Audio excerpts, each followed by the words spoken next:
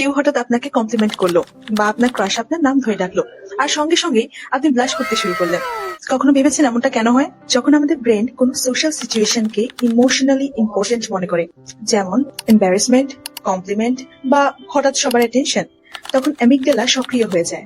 এরপর আমাদের sympathetic nervous system অর্থাৎ ফ্লাইট অর ফ্লাইট সিস্টেম শরীরকে সিগন্যাল পাঠায়। এই সিগন্যাল এর কারণে মুখের ছোট ছোট ব্লাড ভেসেলস প্রসারিত হয়, ফলে মুখে রক্ত প্রবাহ বেড়ে যায় আর আমাদের গাল লালে লাল হয়ে যায়। চার্লস ডারউইন ব্লাশিংকে বলেছিলেন the most peculiar and the most human of all expressions, কারণ এখন পর্যন্ত মানুষই একমাত্র পরিচিত প্রাণী যে সত্যিকারের ব্লাশ করে। বিজ্ঞানীদের ধারণা ব্লাশিং আমাদের এক ধরনের নন ভার্বাল সোশ্যাল সিগন্যাল, যা অন্যদের বুঝিয়ে দেয় আমি বুঝতে পেরেছি যে পরিস্থিতিটা অকওয়ার্ড ছিল, অথবা আমি অন্যদের মতামতকে গুরুত্ব দিই। তাই পরের বার যখন আপনার গা লাল হয়ে যাবে, ভাববেন হয়তো আপনার ব্রেন কোনো কথা না বলেই অনেক কিছু বলে দিচ্ছে। আপনার কি মনে হয়, আপনি সহজে ব্লাশ করেন নাকি খুব কম?